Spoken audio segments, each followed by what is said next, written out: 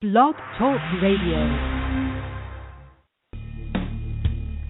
Welcome to Institute for Personal Development, where total consciousness is the new frontier. Kriya Yoga is the union of the individual with the divine. Join us as we explore the practices that initiate this process. And good morning. Welcome to the Voice of Yoga. Let's talk consciousness. I am your hostess, Lisa Winton, and with me is Kenny Toy, also known as Swami Jayananda, who's founder of Institute for Personal Development that's located here in Hampton, New Hampshire. So good morning, Swami. Thank you for being here today. How are you? Good morning. I'm doing well. And how about you? I'm doing fabulous on this moon day. Thanks. And I want to thank you, listeners, for tuning in. And today on the Voice of Yoga, we will be talking about the fundamentals of a spiritual practice. We will explain why less is more when it comes to the realms of spirit. We have been socialized with an addition mentality because of our material orientation. We add chocolate syrup to the banana split to make it better. We add salt and pepper to the chicken to make it better. And we add dinner to the date to make it better. When it comes to the realm of spirit, elimination is the way to go. So join the Kriya Yoga Spiritual Advance to get the light in your soul and feel the benefits of pure spirit. So, Swami, I guess one of the first things I wanted to talk to you about is I belong to a yoga group on LinkedIn, and a discussion topic that I was looking at, the question was, can you be spiritual and use cannabis? I know that's a loaded question, and can we talk about that? Well, I think actually the question was, can cannabis be used to enhance your spirituality or something along those lines? And, you know, those are some of the things that we really focus on here, that is it even possible to add something to spirit? Because according to most of the texts, the relationship with God is always something that is mutually exclusive. And this whole thing of being spiritual without this conversion that we talk about, then what you actually are is you're still drawing from the wrong energy field, and you're still plugged into a very limited sense of who you are. And for the most part, a lot of it is you're just pretending to be spiritual.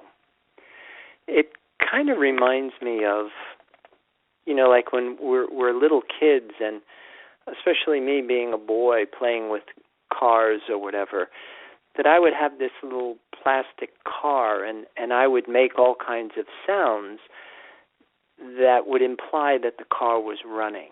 So I'd be broom, broom, broom, broom, and that's what I think what most of us call being spiritual is, that we have these misconceptions of what it is, and we don't really have the real source of sustenance in its position of importance. And that's one of the reasons why there's so much talk about false gods, there's so much talk about avidya, ignorance, mistaking the impermanent for the permanent. But I think that if you are one of those people who think that by indulging yourself in things in the physical world is enriching your spiritual practice, that you really want to go back to the drawing board, because that's kind of like that vertigo thing when you're scuba diving, that you're actually moving towards the bottom and you think you're going towards the surface. So you really want to be cautious about that, and maybe measure what you're doing next to a lot of the things that we're recommending here, because I really like what C.S. Lewis said once, that if you're driving somewhere and you miss your turn, to continue going in the direction that you're going may not be getting you closer to your destination. And it's typically the one that turns back first that gets to where they want to go. So in this respect, you may want to measure what you're doing against some of the things that we're going to bring up here. And before I turn this over to you, I would really like to congratulate you on the class that you did in Burlington, Vermont this weekend, that representing Institute for Personal Development in the Burlington Yoga Week at the lowly studio was pretty fabulous. Well, thank you for that. It was a good time. It was nice to meet other yogis, so that was really great. So you bring up a point that I wanted to talk about, and this is years ago. I had read this book. I believe it was by Ram Dass, and in the book it talks about how he uses drugs to get into this kind of meditative state, and at the time when I read that, I remember thinking that the purpose of the book was so that he could say to people, this is what it is like to be in this meditative state. So maybe people don't know why they want to be spiritual, why they want to have this connection, because they don't know what it feels like. So obviously we don't want to encourage people to use drugs and so on and so forth, but I think at that particular time that was, an acceptable part of where this country was, where the people were, because a lot of songwriters came up with some beautiful music and things like that because, supposedly they were, enhanced by using drugs. What do you think about that? Well, I think that first of all, we have to make a real distinction between what it is to be physical, what it is to be astral, and what it is to be spiritual. Because most of those drug-induced states are really just astral experiences.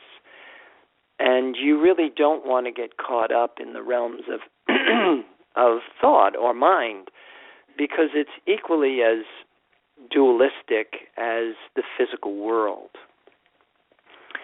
And the other thing is that I really like the whole concept of understanding that what drugs do is they trigger altered states of consciousness, which is what we are looking to do.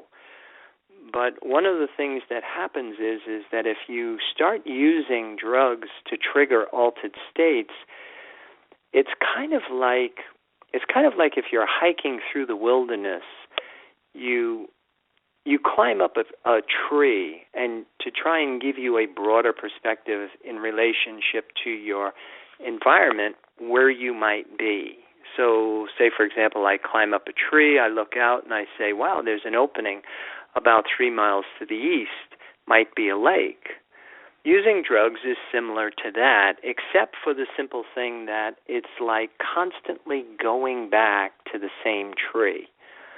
So it's like me coming down that tree, taking a few steps and saying, wait a minute, I'm just going to go and take one more look.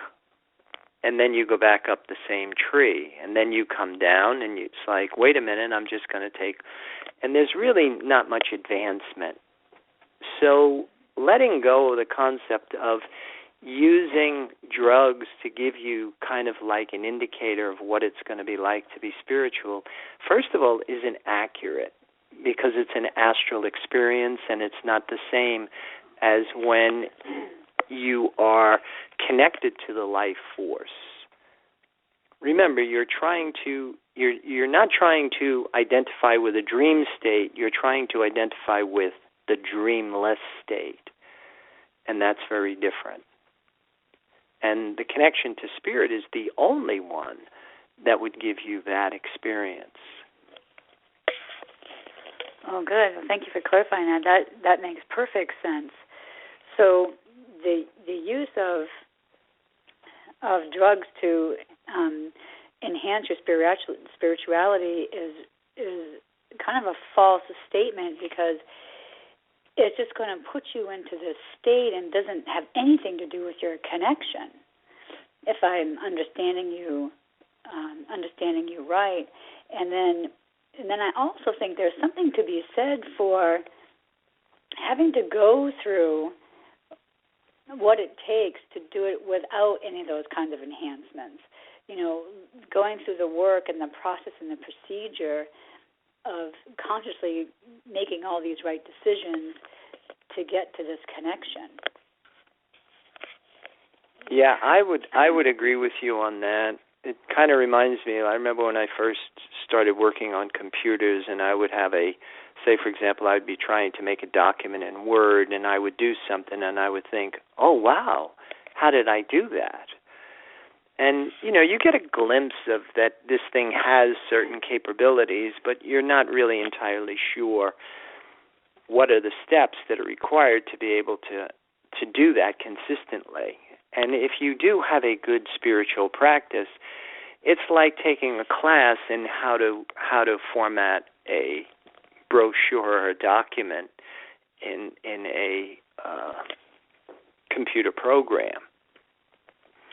It kind of gives you the steps. It kind of gives you things that you can duplicate to Xerox these experiences over and over again. And some of the things, when you look at these tried and true systems, one of the first things that they really talk about is purification. That if you do not purify your body, then you do not prepare it for the invocation of this more subtle source of sustenance.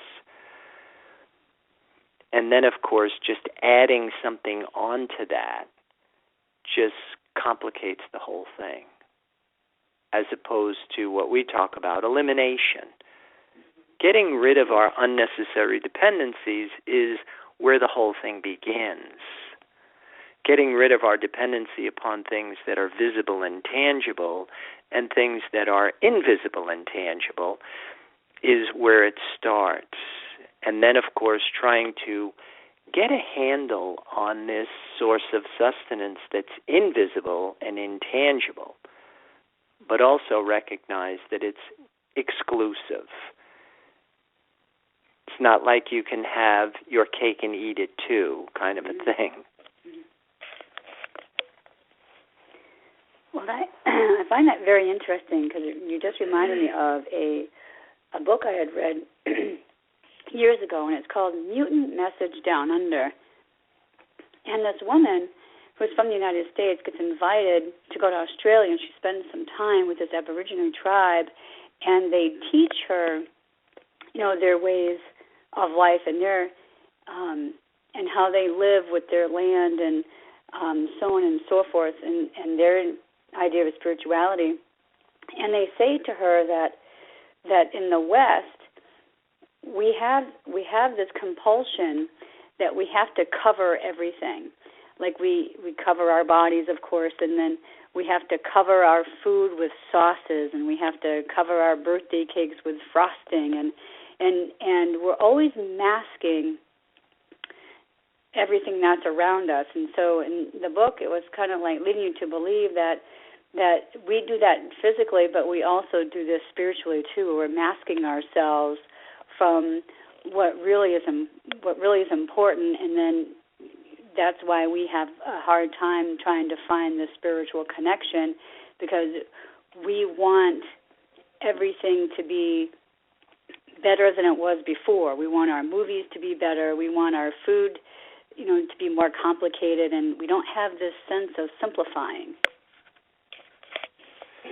Yeah, and that actually comes back, that's the whole dynamics of manifestation, period, that nothing manifests whole. And to try and complete ourselves in the physical world, you start, just like what you're saying, you start adding on.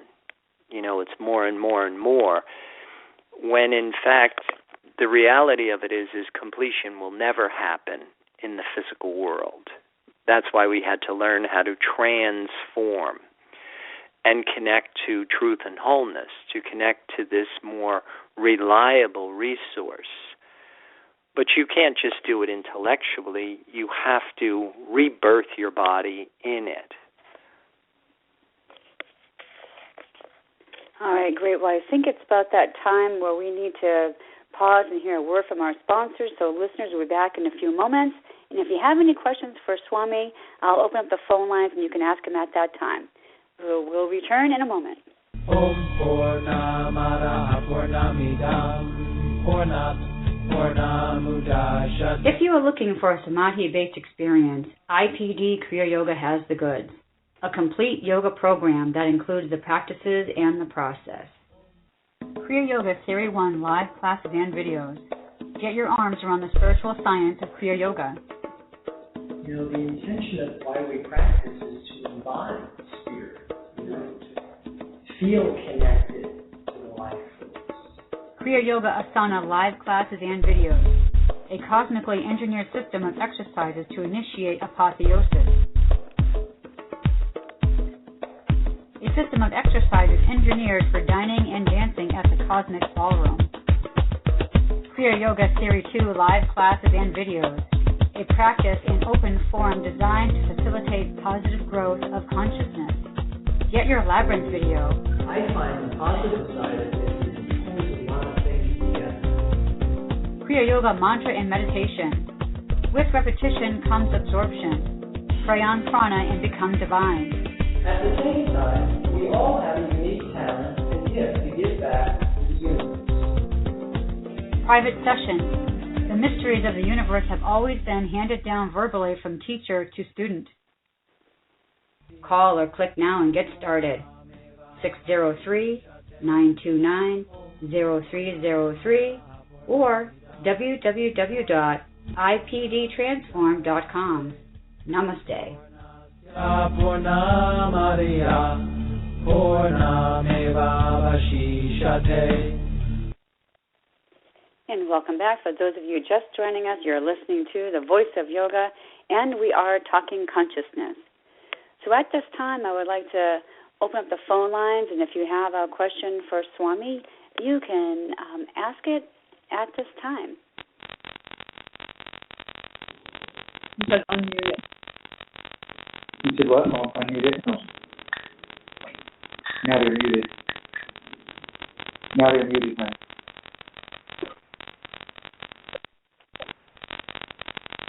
Okay, Swami, so I think I have more questions for you about what we were talking about earlier.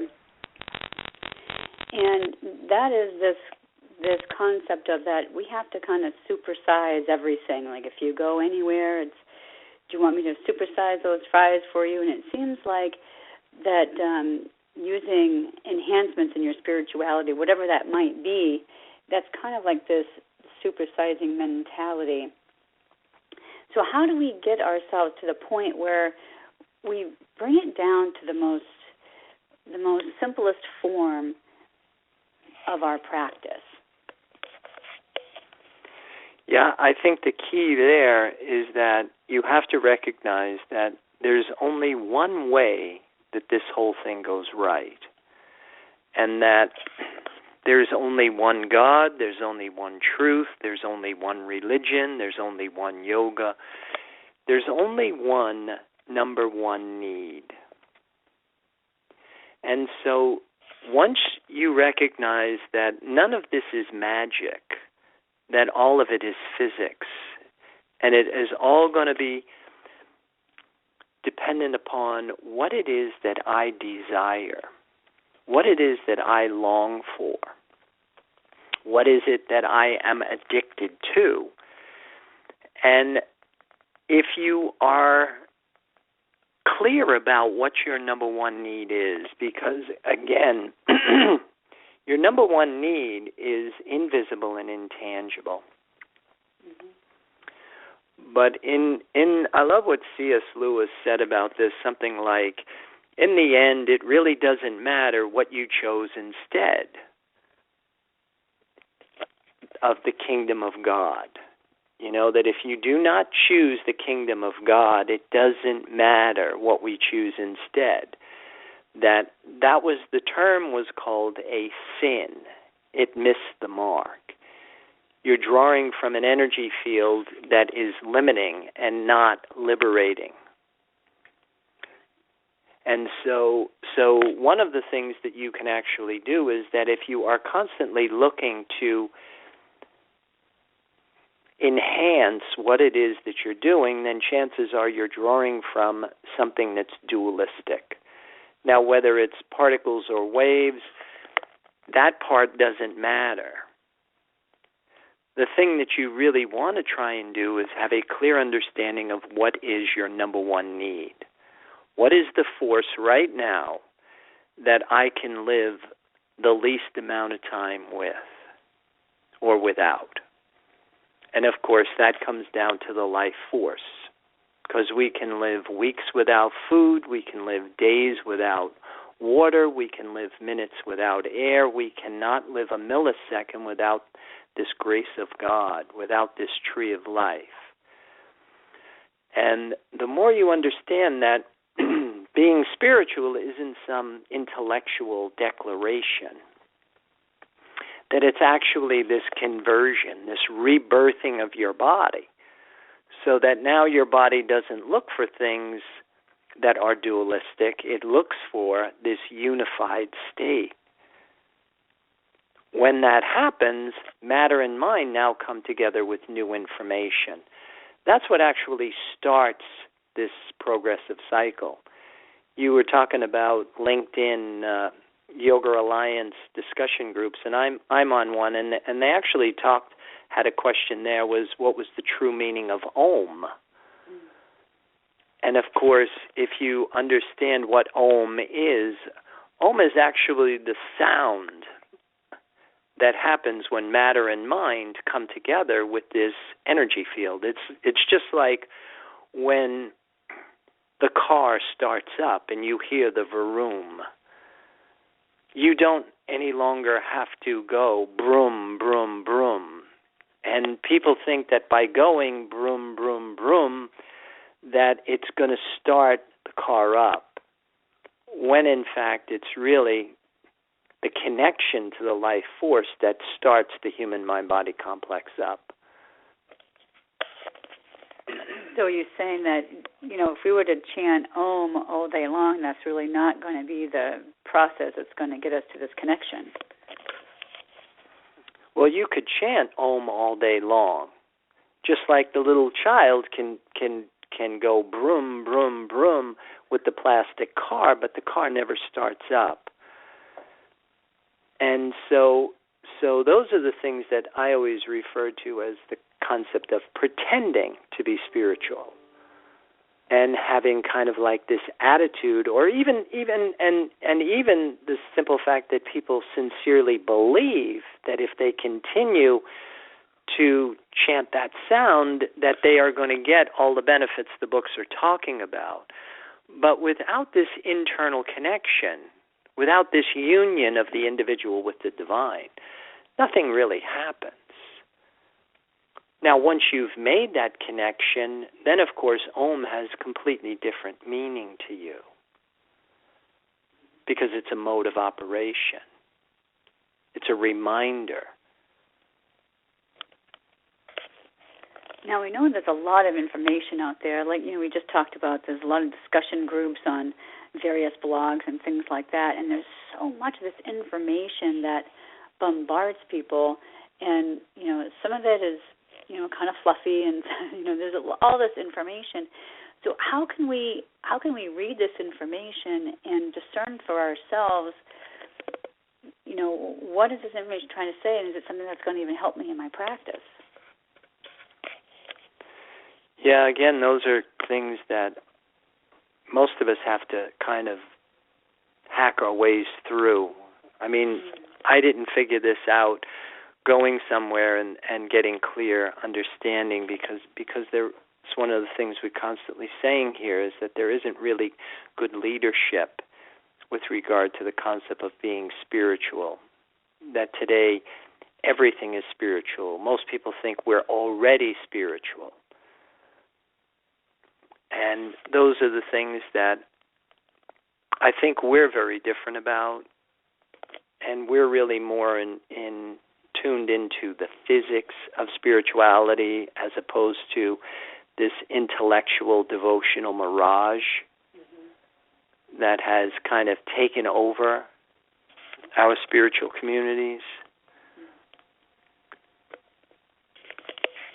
I think that's why I enjoy the Theory 2 classes that we do on Thursday night that anybody can access through Powwow if you're not local here in Hampton, is that, we talk about issues like this. And what I like that you do is that you do read a lot of information, and then you have this way of sifting through it and kind of finding the holes in the theory. And I think that's something that we have to do as practitioners, is we have to be able to look at that information and really unbox it all and figure out, what is it that they're trying to say, because this doesn't feel right to me.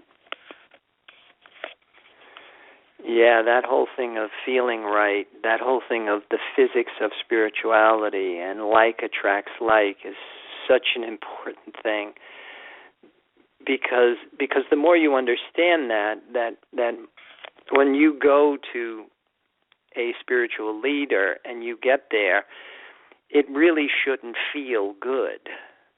Like, this shouldn't feel right, because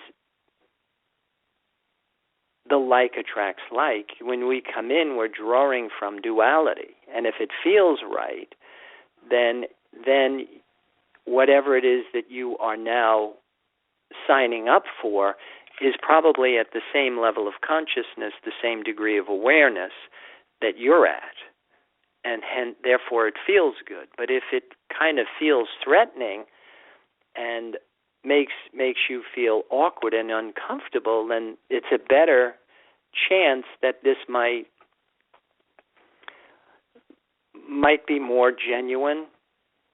But then again, there's a lot of stuff out there that's so 180 degrees from spirituality that would make a normal person feel uncomfortable. A lot of these cults and, demonic kind of stuff. So you really want to educate yourself with regard to scriptures. Like, what are the fundamentals of spirituality? What are the things that typically are consistent with a spiritual work? And that would be a good starting point. And then once you had a fundamental of being spiritual, the importance of being spiritual. Thank you for that. Yeah, that definitely gives us a platform that we can work from. And so I can't believe it's time already that we have to start closing down our program. So I would like to invite you listeners out there to visit our website. You can follow Swami on Pinterest and Twitter and Facebook, of course. And be sure to visit our website, www.ipdtransform.com. And once you're there, you can post comments about this show or any ideas for shows you may want us to consider airing. Keep those comments, questions, and curiosity. It does enjoy hearing from you. And be sure to tune in next week. I believe we're going to be celebrating International Women's Day, but of course we're going to give it our unique Kriya Yoga spin on that, I believe. And don't forget, you can email me at lisa@ipdtransform.com with questions and comments that you would like us to consider. So, Swami, any final thoughts today or comments about our discussion or what we'll talk about next week? Well, I would like to recap a little bit about what we said and try and give everybody an understanding that spirituality must be your only addiction, that this whole thing of any unnecessary dependency will become a barrier to you being able to actualize true spirituality. And when your connection to the life force becomes your drug of choice, and you realize that you don't need any enhancement, that positive growth of consciousness comes with that connection, and the shifts in consciousness are very different than the ones that would be more astral. And from that, I wish everybody a good day. Namaste. And I want to thank you for listening to our program, The Voice of Yoga. And if Jack is tuned into this program, I hope he enjoyed it as well. This is Lisa Winton along with Swami Jayananda signing off. Have a wonderful Kriya Yoga kind of day. Namaste.